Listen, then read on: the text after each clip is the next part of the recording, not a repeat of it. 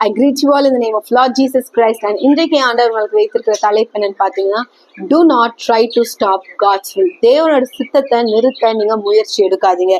வாங்க ஒரு வசனத்தை வாசிக்கலாம். யோவான் 18ஆம் அதிகாரம் 10-11 வரைக்கும். ஓகே, ஃபர்ஸ்ட் தமிழ்லயே வாசிச்சுலாம். யோவான் 18ஆம் அதிகாரம் 10-11.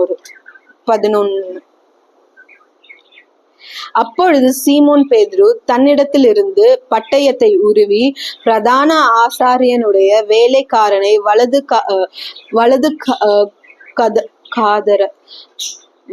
காதர வெட்டினான். அந்த வேலைக்காரனுக்கு மல்குஸ் என்று பெயர். அப்பொழுது இயேசு பேதுருவை நோக்கி, உன் பட்டயத்தை உரையிலே போடு, பிதா எனக்கு கொடுத்த பாத்திரத்தில் நான் பானம் பண்ணாதிருப்பேனோ என்றார். So English la vasiklam. Then Simon Peter, having a sword, drew it and struck the high priest's servant and cut off his right ear. The servant's name was Malchus. So Jesus said to Peter, put your sword into the sheath. Shall I not drink the cup which my father has given me? இந்த இடத்துல Peter நீங்க பாத்தீங்கன்னா இயேசுவை வந்து கூட்டிட்டு போறாங்க. அந்த இடத்துல பிரிசன் கூட்டிட்டு போறாங்க. நெக்ஸ்ட் சிலுவையில அறைய போறாங்க. அதை கூட்டிட்டு போறாங்கன்னு தெரிஞ்சு உடனே என்ன பண்றாரு பீட்டர், அங்க வந்த ஒரு சோல்ஜரோட காதை வெட்டிடுறாரு.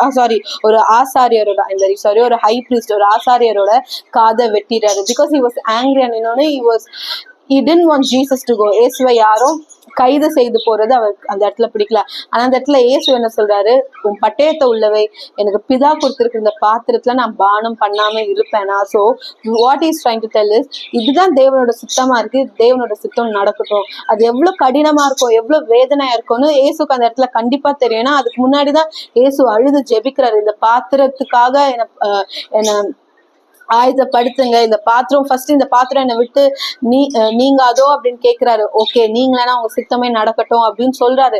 அதுக்கப்புறம் அவர் சொல்றாரு பாருங்க, அந்த இடத்துல அவ்வளவு ஜெபிச்சு சொல்றாரு, இந்த பாத்திரத்தில் நான் பகிர்ந்து கொள்ளாம இருப்பேனோ அப்படின்னு சொல்றாரு. ஸோ இந்த இடத்துல என்ன அப்படி நீங்க பாத்தீங்கன்னா, பிதா நம்மளுக்கு வைத்திருக்கிற திட்டங்கள், பிதா நம்மளை வைத்து செய்கிற நோக்கம் சில நேரத்துல கடினமா இருக்கலாம்.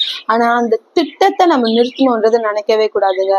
ஓகே, பிதாவோட திட்டத்தின்படி நம்ம ஒப்பு கொடுத்து அதன்படி நடக்கணும். ஏசு ஒருவேளை அன்றைக்கு அதை நிறுத்தினார்னா இன்றைக்கு நம்மளுக்கு நித்திய ஜீவனே கிடையாது. இன்றைக்கு நம்மளுக்கு அந்த ரட்சிப்பே இல்லை, ஒரு பாவ மன்னிப்பே இல்லை. பட் ஏசு நம்மளுக்காக அந்த பாத்திரத்தை ஏற்றுக்கொண்டு அவரை ஒப்பு கொடுத்து பிதாவின் சித்தத்திற்கு கீழ்ப்படிஞ்சு அவர் செய்ததுனால இன்றைக்கு ஒரு பெரிய ஒரு பாக்கியம் நம்மளுக்கு கிடைச்சிருக்கு. அதே போல இன்னைக்கு உங்களோட கீழ்ப்படிதல் நிமித்தம் ஆண்டவரோட ராஜ்யம் கட்டப்படும். சோ எக்காரணத்து கொண்டு தேவனோட சித்தத்தை நிறுத்தணும்னு மட்டும் நினைக்காதீங்க.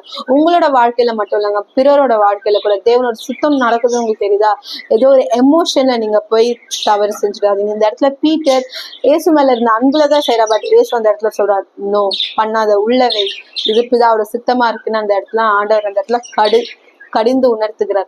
அதே போல இன்றைக்கு தேவனோட சித்தத்தை விட்டு விலகணும்னு நினைக்கிற நீங்க பிற விலகணும்னு நினைச்சீங்கன்னா தேவன் இன்றைக்கு உங்களை பார்த்து சொல்றது, பிதாவோட சித்தத்திற்கு எதிர்த்து நிக்காது என்று. வாங்க இப்பொழுது ஜெபிக்கலாம். அப்பா நன்றி, இப்பொழுது கூட நீர் கொடுத்த இந்த வார்த்தைக்காக நன்றி அப்பா. எக்காரணத்து கொண்டு உங்க சித்தத்திற்கு விரோதமாய் போகாதபடிக்கு எங்களுக்கு கிருபை தாங்க.